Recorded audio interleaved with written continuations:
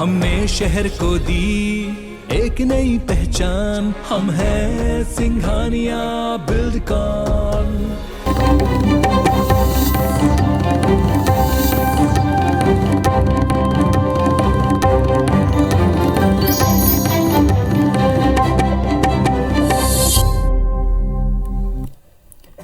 नमस्कार, स्वागत है आप सबका। मैं हूं पुनीत पाठक और मध्य प्रदेश की दिन की बड़ी खबरें विस्तार से जानेंगे। प्रधानमंत्री आवास योजना के तहत मध्य प्रदेश में 5,21,000 आवासों को आज दिया गया, गृह प्रवेश कराया गया। छतरपुर में इस कार्यक्रम में मुख्यमंत्री शिवराज सिंह चौहान शामिल हुए। वहीं प्रधानमंत्री नरेंद्र मोदी इस कार्यक्रम में वर्चुअली जुड़े। उन्होंने हितग्राहियों को पक्के मकानों की सौगात देते हुए सभी को बधाई दी। हितग्राही भी काफी खुश नजर आए। के साथ उनका स्वागत कर रहे हैं। नए घर में गृह प्रवेश ये अपने आप में ये जीवन की अनमोल वेला है। अब पक्को मिल गया, बहुत बड़ा धन्यवाद है। प्रधानमंत्री की योजना से पक्के मकान में रहने लगे। आप शिवराज सिंह चौहान को धन्यवाद। गरीबों की ये खुशी देखते ही बन रही है। इनकी इस खुशी का कारण आज इन्हें पक्का मकान मिलने पर है। छतरपुर में गृह प्रवेशम कार्यक्रम के तहत हितग्राहियों को पक्के मकान की सौगात दी गई। प्रधानमंत्री आवास योजना के तहत 5,21,000 आवास दिए गए। इस भव्य कार्यक्रम की सीएम शिवराज सिंह चौहान ने शुरुआत की और इस दिन को नया सवेरा बताया। गरीबों की जिंदगी में नया सवेरा लेके आ रहे हैं प्रधानमंत्री नरेंद्र मोदी। वहीं पीएम नरेंद्र मोदी दिल्ली से वर्चुअली इस कार्यक्रम में शामिल हुए। अपने संबोधन में पीएम ने आज के दिन को बेहद खास बताया। साथ ही बताया कि सरकार देश के गरीबों के पक्के मकान के लिए तेजी से काम कर रही है। इस साल के बजट में 80 लाख से अधिक पीएम आवास योजना के मकानों को बनाने का लक्ष्य दिया गया है। उन्होंने सभी हितग्राहियों को बधाई दी। विक्रम संवत 2079 शुरू होने जा रहा है। नववर्ष पर नए घर में गृह प्रवेश ये अपने आप में ये जीवन की अनमोल वेला है। मैं इस समय आप सबको बहुत बहुत शुभकामनाएं देता हूं। वहीं छतरपुर के जिन गरीब परिवारों को मकान मिला है वो बेहद खुश हैं। उनका कहना है कि पहले वो कच्चे और टूटे फूटे मकानों में रहते थे। बारिश के दिनों में काफी परेशानी होती थी, लेकिन अब उनके जीवन में नया सवेरा आ गया है। तो बहुत बड़ी सौभाग्य की बात है। हमारे भाग्य विधाता प्रधानमंत्री मोदी जी का आशीर्वाद है तो सब कुछ मिल रहा है। कच्चा मकान था, पक्का बन गया है। क्या कहेंगे? बहुत अच्छा बढ़िया किया है मोदी जी ने, शिवराज सिंह चौहान जी ने बहुत अच्छा किया है। खुशी की बात है साहब, हमारा आवास मंजूर हो गया, हमें बहुत खुशी है। खुशी, सबसे अच्छी खुशी की बात यही है कि अब किराए के मकान से रह रहे थे तो अब खुद का मकान होगा हमारे पास।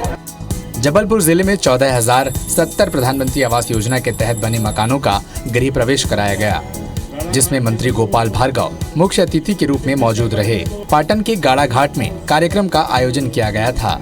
हितग्राहियों के घर पर जाकर मंत्री गोपाल भार्गव, विधायक अजय विश्नोई और कलेक्टर ने पूजन कर गृह प्रवेश कराया। ऐसे लाभार्थी जिनके लिए 1 वर्ष पहले स्वीकृतियां मिली थी प्रधानमंत्री आवास योजना के अंतर्गत गृह निर्माण की, उन्होंने इनकी संख्या लगभग हमारे यहाँ पर पाटन विधानसभा क्षेत्र में भी और जबलपुर जिले में भी। नया आवास पाकर हितग्राही भी बेहद खुश नजर आए और पीएम मोदी और सीएम शिवराज का धन्यवाद दिया। मेरी आशा थी कि एक दिन मेरा भी पक्का मकान बनेगा। हमारे माननीय श्री प्रधानमंत्री के द्वारा हमें जो राहत राशि मिली वो 1.5 लाख रुपए मिली। मैंने उसमें अपना मकान कंप्लीट करवाया। मैं आभार व्यक्त करता हूँ माननीय प्रधानमंत्री जी का एवं मुख्यमंत्री जी का कि आपके सहयोग से हमारा यह मकान बना और हम गरीब को एक छत्र छाया प्राप्त हुई। हर गरीब का सपना होता है कि उसके सिर पर छत हो। पीएम मोदी और सीएम शिवराज के सहयोग से इनका सपना पूरा हुआ है, जिससे इनके चेहरों पर मुस्कान है। ये रिपोर्ट IBC 24। उत्तराखंड की तर्ज पर मध्य प्रदेश में समान नागरिक संहिता की मांग उठने लगी है। बीजेपी के राज्यसभा सांसद अजय प्रताप सिंह ने समान नागरिक संहिता यानी कि यूनिफॉर्म सिविल कोड लागू करने को लेकर सीएम शिवराज सिंह चौहान को पत्र लिखा है। सीएम शिवराज को लिखे पत्र में अजय सिंह ने कॉमन सिविल कोड लागू करने के मामले में उत्तराखंड सरकार के निर्णय को स्वागत योग्य बताया। आग्रह किया कि मध्य प्रदेश में समान नागरिक संहिता की पहल आवश्यक है।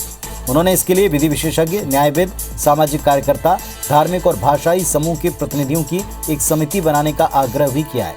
उनके इस पत्र को बीजेपी नेतृत्व की तरफ से संकेत के तौर पर देखा जा रहा है। अजय प्रताप सिंह मुख्यमंत्री शिवराज सिंह चौहान के साथ साथ केंद्रीय मंत्री नरेंद्र सिंह तोमर से बेहद करीबी हैं।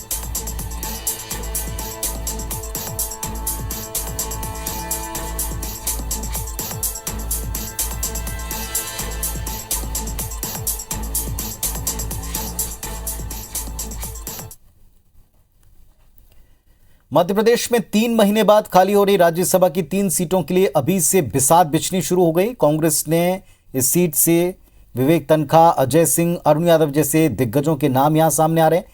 कांग्रेस में कुछ और नेताओं ने मुस्लिम चेहरे को मौका दिए जाने के लिए लॉबिंग शुरू कर दी। इस बीच भारतीय जनता पार्टी में भी चेहरे बदलने के कयास हैं। उमा भारती, कैलाश विजयवर्गीय जिस तरह सक्रिय हुए हैं उसे भी दावेदारी के तौर पर ही देखा जा रहा है।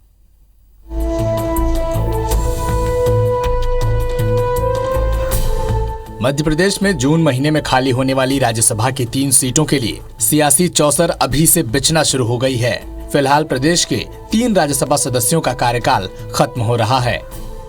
एमजे अकबर, संपतिया उइके का कार्यकाल हो रहा है खत्म। कांग्रेस के विवेक तनखा का कार्यकाल भी हो रहा है खत्म। 29 जून 2022 को तीनों का कार्यकाल होगा खत्म। अकबर और तनखा 11 जुलाई 2017 को हुए थे निर्वाचित। संपतिया उइके का 31 जुलाई 2017 को हुआ था निर्वाचन। अनिल माधव दवे के निधन के बाद खाली हुई थी सीट।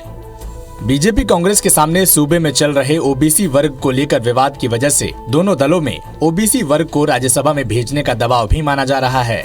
कांग्रेस की एक सीट के लिए अल्पसंख्यक नेताओं की दावेदारी के लिए विधायक आरिफ मसूद और दिग्विजय खेमा सक्रिय है, तो वहीं विवेक तनखा एक बार फिर से रेस में बने हुए हैं। कांग्रेस को अब भी उनकी कानूनी लड़ाई की जरूरत है। यही नहीं, उन्होंने कश्मीरी पंडितों को लेकर पार्टी का जो स्टैंड रखा है उससे भी उनकी छवि हाई कमान की नजर में अच्छी बनी है। इसी बीच प्रदेश के 2 दिग्गज नेता अजय सिंह और अरुण यादव की दिल्ली में सक्रियता से कयासों का दौर तेज हो गया है। मांग तो उठती रही है कि मध्य प्रदेश राज्यसभा में किसी अल्पसंख्यक को भेजा जाए, और कांग्रेस पार्टी वो लोकतांत्रिक पार्टी है कि इसमें सबको अपनी बात रखने का हक है, और कांग्रेस पार्टी में हमारा फाइनल फैसला हमारे सर्वोच्च नेतृत्व करता है। जो मध्य प्रदेश के हित में होगा वो निश्चित ही अच्छा योग्य इंसान जाएगा। वहीं बीजेपी इस बार नए चेहरों पर दांव लगा सकती है। इनमें से एक सीट पर आदिवासी चेहरा उतारना तय है। इस बार उमा भारती और कैलाश विजयवर्गीय जिस तरह से मध्य प्रदेश में सक्रिय हैं, उससे लग रहा है कि दोनों में से किसी एक को मौका मिल सकता है। वहीं उमा भारती ने हाल में ही चुनाव लड़ने का ऐलान किया है, जिससे पार्टी के कई नेताओं की चिंताएं बढ़ गई हैं। ऐसे में उन्हें राज्यसभा भेजने का रास्ता भी अपनाया जा सकता है। भारतीय जनता पार्टी एक व्यापक संगठन है, व्यापक विचार विमर्श होता है। संगठन के हित में आगे सारी व्यवस्थाएं सुचारू रूप से चलें उस दिशा में सोचकर निर्णय होते हैं। हमारा संगठन है, प्रदेश भी अपना निर्णय करेगा, प्रदेश अपने निर्णय को केंद्र को भेजेगा। केंद्र के जो हमारे नेता हैं वो उसमें से सर्वश्रेष्ठ जो निर्णय है उनका चयन करेंगे और राज्यसभा का प्रत्याशी लड़ेगा और चुना भी जाएगा। राज्यसभा में प्रदेश की कुल 11 सीटें हैं, जिनमें से कांग्रेस के राजमणि पटेल और बीजेपी से कैलाश सोनी ओबीसी वर्ग से हैं। इधर बीजेपी से 2 सीटों पर आदिवासी नेता सुमेर सिंह सोलंकी और संपतिया उइके हैं, तो अनुसूचित जाति वर्ग से एल मुरुगन हैं और अल्पसंख्यक वर्ग से एमजे अकबर। बाकी सारे सदस्य सामान्य वर्ग से हैं। फिलहाल इस साल बीजेपी को 2 सीटों पर अपने प्रत्याशी तय करने होंगे, जिनमें एक तो आदिवासी हैं। वहीं अकबर की जगह ओबीसी को भेजने के लिए अभी से संगठन पर दबाव पड़ने लगा है। सुधीर दंडोतिया, IBC 24, भोपाल। मध्य प्रदेश की सियासत में कांग्रेस के खेमे में इस वक्त मेल मुलाकात का दौर चल रहा है। प्रदेश कांग्रेस के बड़े नेता दिल्ली पहुंचकर हाईकमान से मुलाकात कर रहे हैं। कांग्रेस में चल रही अंदरूनी खलबली को लेकर गृह मंत्री नरोत्तम मिश्रा ने तंज कसा। मीडिया से चर्चा के दौरान उन्होंने कहा कि बीते दिनों अरुण यादव ने दिल्ली में सोनिया जी से मुलाकात की, तो अजय सिंह फिलहाल कतार में चल रहे हैं। उन्होंने कहा कि कांग्रेस का सूर्य अब अस्त पर आ गया है। कांग्रेस के चेहरे पर भी धूल लग चुकी है। कांग्रेस की स्थिति ऐसी है कि इन पर कुछ कहना या आरोप लगाना तक फिजूल है।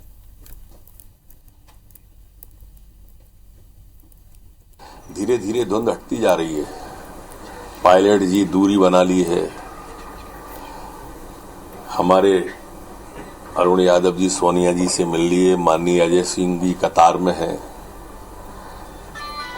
कांग्रेस का सूर्य अस्ताचल की ओर है। हमारी तरफ न देखें। सच मानिए हुजूर, चेहरे पे धूल है। इल्जाम आईने पे लगाना फिजूल है। इंदौर से खबर है, जहां पर एक शख्स पुलिस जनसुनवाई में पहुंचा और मकान मालिक पर प्रधानमंत्री की फोटो घर से हटाने की शिकायत की। साथ ही ऐसा नहीं करने पर घर खाली करने की धमकी देने का आरोप लगाया। मामले में वरिष्ठ अधिकारियों ने संबंधित थाना प्रभारी को इस पर जांच का निर्देश दिया है। पीर गली में रहने वाला यूसुफ ने जनसुनवाई में बताया कि प्रधानमंत्री नरेंद्र मोदी की विचारधारा से प्रेरित होकर उसने अपने घर में प्रधानमंत्री नरेंद्र मोदी की फोटो लगाई है, जिसे हटाने को लेकर मकान मालिक शरीफ मंसूरी, याकूब मंसूरी और सुल्तान मंसूरी दबाव बना रहे हैं और ऐसा नहीं करने पर घर खाली करने की धमकी दे रहे हैं। फरियादी की शिकायत सुनकर जनसुनवाई में मौजूद वरिष्ठ अफसरों ने संबंधित थाना प्रभारी को इसमें जांच के निर्देश दिए हैं। पीर गली सुनसर लड़सर पीर गली के मकान में रहता हूँ। वहाँ मकान मालिक शरीफ मंसूरी, याकूब मंसूरी और सुल्तान मंसूरी द्वारा मुझे इस बात को लेकर प्रताड़ित किया जा रहा है कि आपने घर में नरेंद्र मोदी की तस्वीर क्यों लगा रखी है। नरेंद्र मोदी की तस्वीर हटा दो, नहीं तो गिर मारा काटी करूँगा और आपको यहाँ से सामान फेंक के भगा दूँगा। एक युवक का कहना था कि उसने माननीय प्रधानमंत्री जी का फोटो अपने घर में लगा रखा है और उसके कारण उसके मकान मालिक उसको परेशान कर रहे हैं। तो ये तो अभिव्यक्ति की स्वतंत्रता का अधिकार है उसका और इसमें पुलिस आवश्यक कार्यवाही सुनिश्चित करेगी। इंदौर में बीजेपी का समर्पण राशि अभियान अब ठंडा पड़ चुका है। शुरुआती दिनों में बीजेपी पदाधिकारियों ने अभियान में बढ़ चढ़कर हिस्सा लिया, लेकिन अब समय बीतने के साथ ही भारतीय जनता पार्टी के नेताओं का रुझान इस तरफ कम ही दिखता है। हालांकि इसकी सबसे बड़ी वजह इंदौर को मिला 15 करोड़ का टारगेट है, जो पिछले साल से 3 गुना ज्यादा है। लिहाजा इतनी रकम जुटाने में दिक्कतें आ रही हैं। सबसे अधिक परेशानी बीजेपी ग्रामीण की है। 10 करोड़ रुपए का लक्ष्य नगर बीजेपी और 5 करोड़ का लक्ष्य इंदौर जिले के ग्रामीण अंचल के लिए तय हुआ। अब क्योंकि ग्रामीण इलाके में ज्यादातर बीजेपी कार्यकर्ता और पदाधिकारी किसान हैं, जो कि क्षेत्र में गेहूं और चने की फसल बिकने के इंतजार में है, इस वजह से समर्पण राशि अभियान पिछड़ रहा है। बीजेपी पदाधिकारियों के मुताबिक इंदौर बीजेपी का समर्पण राशि का टारगेट जल्द ही पूरा हो जाएगा।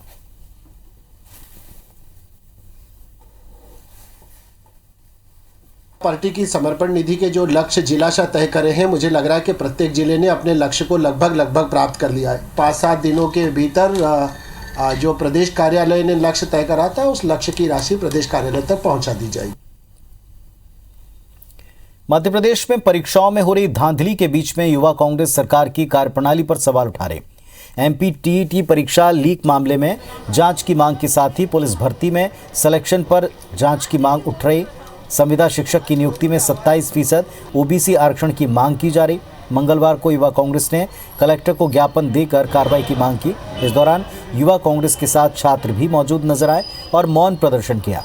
छात्रों का कहना है कि जिस तरह हर एक परीक्षा में धांधली हो रही, जिम्मेदारों को प्रूफ दिए जा रहे, फिर भी सरकार इस मामले में गंभीरता नहीं दिखा रही। युवा कांग्रेस का कहना है कि सरकार क्यों छात्रों के भविष्य से खेल रही।